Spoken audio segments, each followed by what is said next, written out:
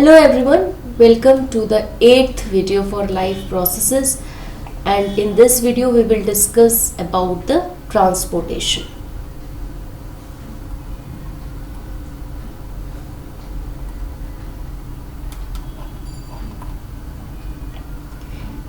In the previous videos we have discussed for various life processes in terms of nutrition and digestion,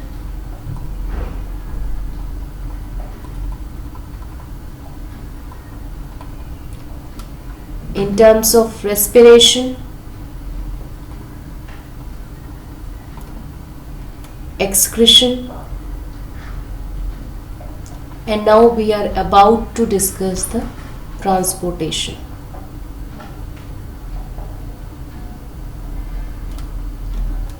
You know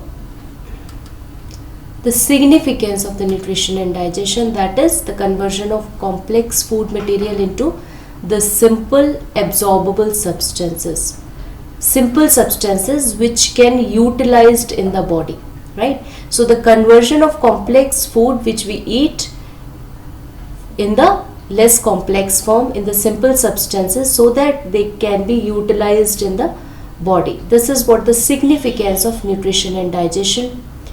When the respiration is there, respiration, it is what? It is the burning of the food. It is the burning of the substances which are being absorbed in the blood and targeted to the cells in the form of assimilation, in the process of assimilation. So the assimilated food, it is burnt with the help of oxygen, oxidized it is, and the release of energy takes place. So the significance of respiration is the release of energy to carry out various life processes, to carry out the functions of the body. When we talk about the excretion, you can recall our description for excretion. It is the removal of the toxic substances, because you know that if the toxic harmful substances, they will get accumulated in the body, then they will create harm. So their removal is needed, and that is why the excretory system is provided with, and excretion, it is the phenomena. Now let us come for the transportation, an essential life process which is there for the carrying of the substances, essential substances needed to be carried out from one part to another in the body, and that is why the transportation, it is provided with. The substances, they are needed to be carried out in the body, and the phenomena, it is known as transportation, and the transport system, it is provided with. So today we will discuss for the transport system in plants and the mechanism of conduction through the xylem and phloem. Let us come to the transport system in plants. Now, what the transport system is? The system which is there for the conduction of essential substances, right? Now, plants, they are of different habit and habitat in comparison to animals, and same as for the systems and mechanisms.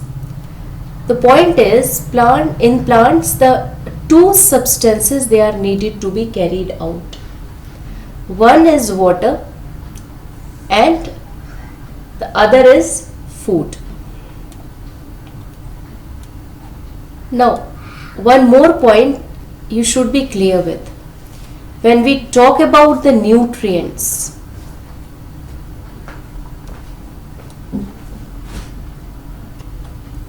they are needed by the plants for their various processes, and nutrients, they can reach the plant through the water in dissolved form, right?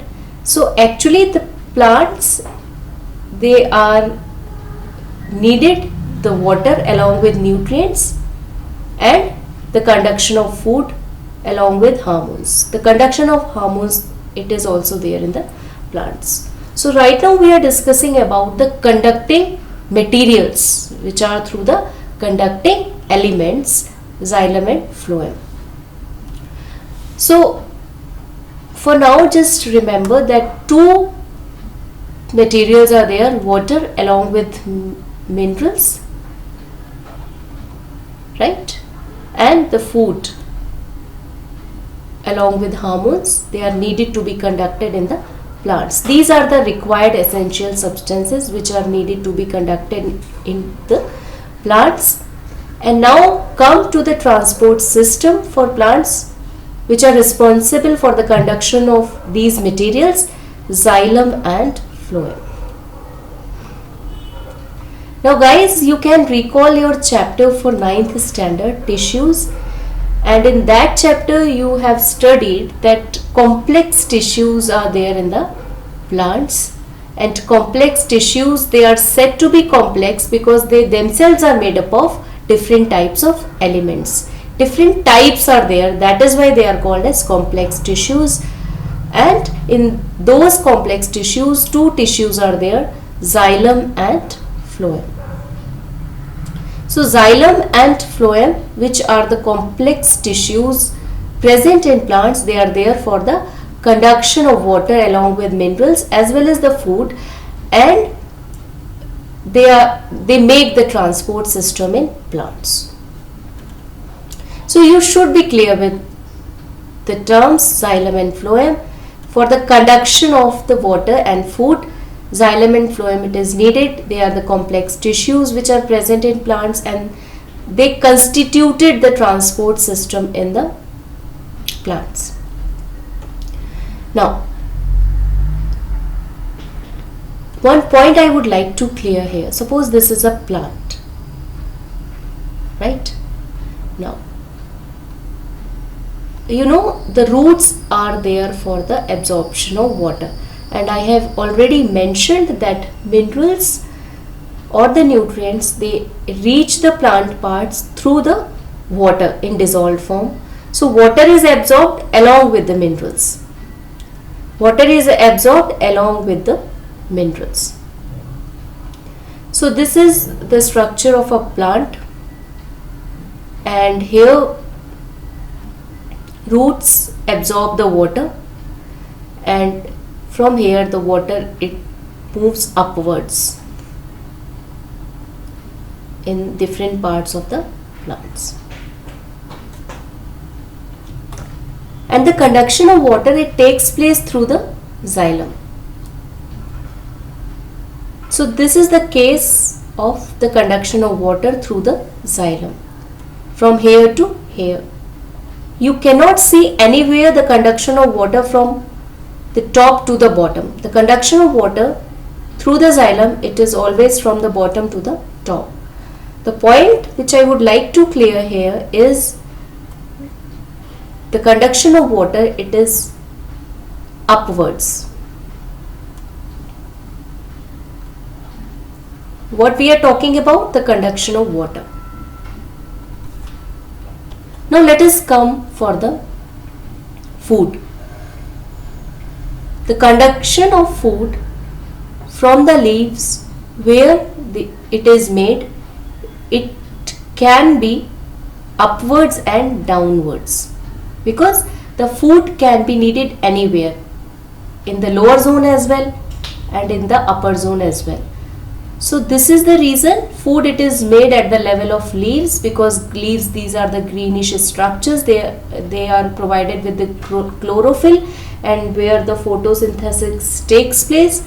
So through the process the sugar is formed, and that is conducted to the various parts of the plants. The sugar can be moved upwards, downwards, as per the requirements of the parts for the food, as well as you can say sugar. So the food, it can move upwards, it can move downwards as well, and this is the point. See, the conduction through the xylem, it is unidirectional. Unidirectional, always upright. And the conduction through the phloem, it is bidirectional, multidirectional, right? It can move, it can be upwards and it can be downwards. So you can write here the conduction through the phloem, it is multi-directional. This is the basic difference between the conduction through xylem, unidirectional in context with xylem, and multi-directional in context with phloem. This is the basic difference between the conduction through xylem and the conduction through phloem. So I think you should be clear with this point. Again, the xylem is there for the conduction of water along with minerals, and the conduction through the xylem, it is unidirectional, always upright. The conduction of food, it takes place through the phloem and it can be upwards and downwards, and that is why it is considered as multidirectional. Now, here the conducting elements are there.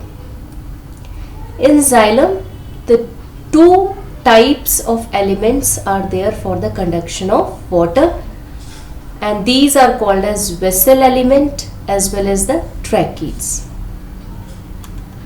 We are talking about the conduction of water through the xylem. The two types of elements, they are present in the xylem. Now here you should be clear with the point that they are the dead elements. Dead means they are devoid of protoplasm, not having the nucleus as well as cytoplasm. Second point, having the structural difference. Like vessels, they are having the structural difference from that of tracheids, despite of the fact that both are the conducting elements. Now vessels, these are the cylindrical structures as you can see here, right? And they stacked one upon another like this. Dead elements these are. The end walls, they are broken down, and that is how the drain pipe like structure it is formed, through which the water it is conducted. Again, the vessel element, they stacked one upon another, the end walls they broken down, and that is how the drain pipe like structure it is formed. This is the structure of the vessel, and here the wall, it is provided with another deposition besides cellulose, and that is what? That is lignin. Lignin, a hard cementing substance which gives hardness to the part where it is present. So lignin is there on the cell wall. Besides cellulose, plant cell wall, it is made up of cellulose, and here besides cellulose, the lignin is also there, which is the hard cementing substance. Now, actually some of the areas, they are not having the lignin depositions. Like suppose you can make like this.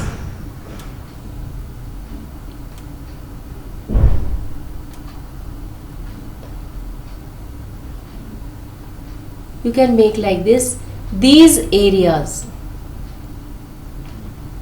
they are not having the lignin depositions, right? So the areas which are not, I am making this for you. For example, like only the cellulosic cell wall is there, but the lignin deposition is not there, like this. You can clear with this point. Lignin deposition is not present in this area. You can make here also for that, just for your understanding. Only cellulosic cell wall is there and lignin deposition is not there. like this. So the areas where the lignin deposition is not there, you can call them as pits. The areas where the lignin deposition is not there, it is called as pits. Right? Now, pit should not be confused with pores. Pit should not be confused with pores. They are the unlignified areas only. Lignin is what? The hard cementing substances. Lignin is a tough substance. It is considered as the polymer of alcohols, and it provides strength to the part where it is present. Xylem vessels, they are considered as the lignified elements, and pits, they are the thin areas where the lignin is not there. So this is the structure where you can see how the conduction takes place. It is upright through the vessels. We are discussing for the xylem vessels. The dead elements, they just stacked one upon another. Their end walls, it is broken down. The end walls, they are broken down like this, and that is how the drain pipe structure it is formed, and the conduction of water takes place. Here the pits are present. Pits are the unlignified areas where the lignin deposition is not there. Pits should not be confused with the pores. So these you can see here, the pits, right, and the end wall with the perforations. The end walls, they are broken down so that the conduction can take place. And here, because of the perforations, the drain pipe like structure it is maintained. So you should be clear with these many points. Now come to the tracheids. Tracheids, they are having the tapering ends like this, right? And as the ends are closed, ends are not open, the blunt ends are there in the tracheids. So the point is here, the conduction it takes place through the pits. The pits are present over the tracheids, and the conduction of water it takes place through the pits. Pits are what? Again, the unlignified areas. Tracheids, they are also the dead elements. So for now, just remember that in xylem, the two elements are there for the conduction. One is vessel element, the second one is tracheid.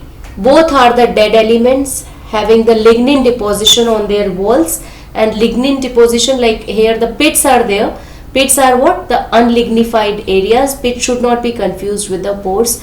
And in the tracheids especially, the conduction of water it takes place through the pits, as the walls, like the ends, they are not opened. That is why the conduction of water it takes place through the pits. Both are the dead elements having the lumen only. Now, not protoplasm is present. Protoplasm means cytoplasm plus nucleus. It is absent in the vessel element and tracheid element.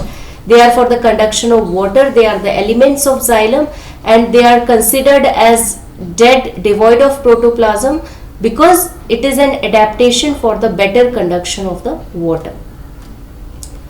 So this is for the conducting elements in xylem. Come to the conducting elements in phloem. Phloem, it is the conducting structure, conducting tissue for food, and here the companion cell is there as well as the sieve tube element is there. So main conducting element, it is the sieve tube cell, or it is also called as sieve tube element, which is provided with an assisting cell called as companion cell. Companion cell it is called as. And the sieve tube cell, it is said to be sieve tube cell because the end walls here it is provided with these sieves, pores. So a plate sort of present having the pores which is called as sieve plate. You can write here the sieve plate, right? It is having the cytoplasm. Nucleus is not present in the sieve tube element, which is provided with the sieve plate. Sieve plate means the plate which is having the pores, and a companion cell is present adjacent to it, which is connected to it through various plasmodesmata. I will point out the structures in this diagram also. Let me complete here. So plasmodesmata, they are the cellular junctions which are there for the connection of the companion cell with the sieve tube cell, and this companion cell is having the nucleus as well. So main conducting element in the phloem tissue, it is the companion cell. You can see my pointer here. This is the sieve tube cell. Sieve tube cell, it is the main conducting element along with the companion cell. This adjacent cell, it is called as the companion cell. It is connected to the sieve tube through various junctions, which you can say as plasmodesmata, and the sieve tube element, it is said to be sieve tube element because it is provided with the sieve plate having the pores, that is why called as sieve plate. So conduction takes place through these pores, and the food, it is conducted through the interconnected sieve tube elements of different parts of the plants. So these are the structures for conduction. Vessels and tracheids for the conduction of water. Sieve tube element, it is there for the conduction of food. This companion cell, it is adjacent to the sieve tube element, and it actually meets out the requirements of the sieve tube element. It is for the assistance only.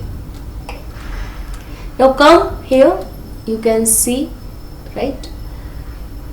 I have already mentioned the one-way direction as well as the multi-direction through the phloem. So one-way direction, it is through the xylem, because conduction of water, it is always upright, and the two-way direction through the phloem, because it can be need anywhere. Food can go out upwards in case of requirement, and food can go downwards as well in case of requirement, and that is why the phloem, it is there for the conduction in a multi-directional way. Now here, how the water, it is reached to the xylem vessel, and for this description you should be clear with the terms. Let's see my pointer here. This is the structure of root hair. Root hairs, you know, the roots, they are provided with the hairs. These are root hairs, and root hairs are nothing but the epidermal extension. Root hairs are the epidermal extensions, and they are there for the better absorption because they enhances the surface area. Now from the root hairs, water, it is absorbed and it reaches to this cellular layer which is called as epidermis. So epidermis, it is the outermost cellular layer, you can say, and after that this region, it is called as cortex, where the parenchymatous cells, they are present. After that, this layer of cell, it is called as endodermis, another layer, and inside it the xylem vessel, it is present. So these are the barriers through which the water has to pass to reach the xylem vessels. So the root xylem, it is connected to the stem xylem, and stem xylem, it gets branched when it enters the leaf through the petiole of the leaf, and that is how the water, it is conducted through the leaf. So this is the whole mechanism. These are the cellular barriers only. You should be clear with the point of epidermis, the cellular layer the outermost layer, you can say, in between the endodermis and epidermis, the cortical cells are present. Cortex, the region it is known as. After that, the endodermis, it comes another cellular layer, and after that the xylem vessel it is present. So the xylem vessels, they are interconnected. Root xylem, it connects to the stem xylem, and stem xylem, it gets branched when it enters through the petiole of the leaf, and that is how the water it is conducted to each and every part of the leaf. So I think you are clear with the root here, the epidermal extensions through which the water it is absorbed through diffusion, and after that the water reaches from cell to cell through the process of osmosis. And these are the barriers like epidermis, cortical cells, cortex, and the endodermis.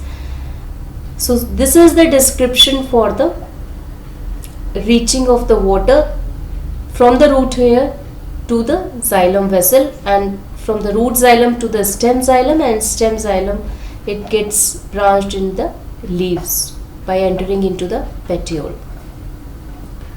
Now again, when we talk about the conduction of water through the xylem and conduction of water through the phloem, conduction of food through the phloem, let me complete here. Conduction of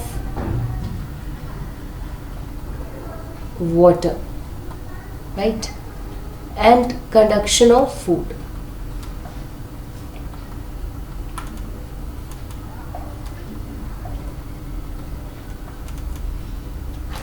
I am going to tell you the exact mechanism behind. Till now we have seen that conduction of water it takes place through the xylem vessels, and conduction of food it takes place through the sieve tube elements which are interconnected in the different parts of the plant. One point you should be clear with, that in flowering plants,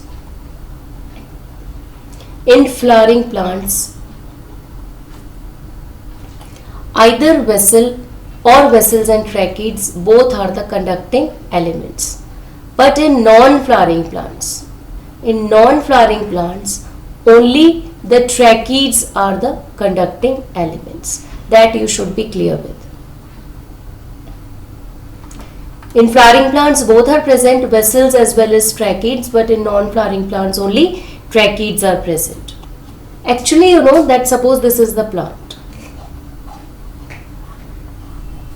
So what happened?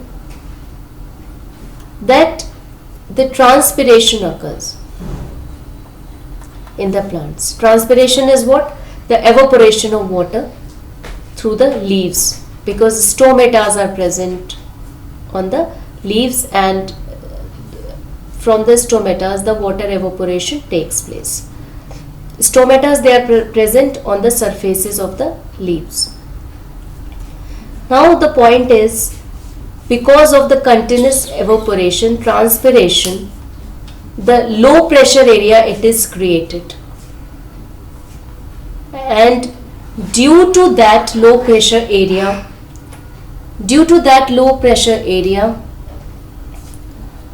the water it is moved from high pressure zone to low pressure zone. In the below region, in the bottom, the high pressure area is there. Again, due to evaporation of water, low pressure area is created, which is there for the conduction of suction, right? So for like suction is created, and that is why the water it is moved from bottom to top, because of that suction pressure. Just like the cold drink which is sucked through the straw. So how it moves from bottom to top? Because when we used to suck, here the low pressure area it is there, and here high, so cold drink moves from here to here. Same principle it is there for the conduction of water. Due to continuous evaporation, the low pressure area is created in the bottom. The high pressure area is there, and water, it moves from high pressure zone to low pressure zone. A suction is created, and that is why the water, it is conducted upright. This is the mechanism for the conduction of water. Let us come to the conduction of food. Again, suppose this is the plant here. So when the food, it is formed in terms of glucose, right? So glucose, it is formed and it gets loaded into the sieve tube elements which are present in the leaves, sieve tube cells, you can say. When the sieve tube cells, it is loaded with the glucose, here the endosmosis takes place of water, means water entered into the sieve tube element, and when the water, it entered into the sieve tube element by the loading of the glucose, here the high pressure area is created.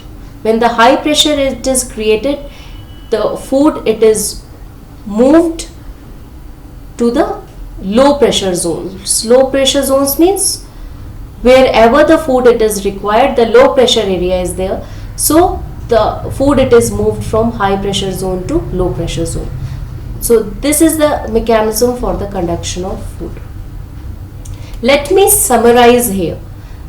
I think you should not get confused with the mechanism. You know that we have discussed that vessels and tracheids, they are the two conducting elements for water in the plants, and phloem in the plants for the conduction of food. Sieve tube elements are there for the conduction of food. Now, how the water, it is moved upwards? It is because of the low pressure which is being created by the evaporation of water. Transpiration takes place, which is there for the creation of low pressure zone, and water, it is moved from the bottom to the top because of the difference of the pressure. High pressure zone, it is there in the bottom, low pressure zone, it is there where the transpiration, it is there. So that is how the water, it moves from bottom to top, from high pressure zone to low pressure zone. As far as the conduction of food, it is concerned, here you can say that when the food, it is formed in the leaves, here it is loaded into the sieve tube elements, and when the food, it is loaded in the sieve tube element, water entered into the sieve tube element. Because of the entering of water, because of the endosmosis, here the high pressure zone is created, and because of this high pressure zone, here the food, it is moved to the low pressure zone of the areas of the plants. Low pressure zone means wherever the food is required. So this is the mechanism of the conduction of the food, and this is all about the transportation in plants. Now I would like to clear a point here. You can see the term sink here. Sink means the regions wherever the food, it is required, right? So in the last slide, when we have discussed that food, it is moved from high pressure zone to low pressure zone wherever it is required, the regions where the food, it is required, these are considered as sinks, nothing beyond that. So this is the whole mechanism for the conduction of water as well as food. If you like this video, just share, like and subscribe, and press the bell icon for the upcoming notifications. Keep watching the videos and take care of yourself. Have a very good bye.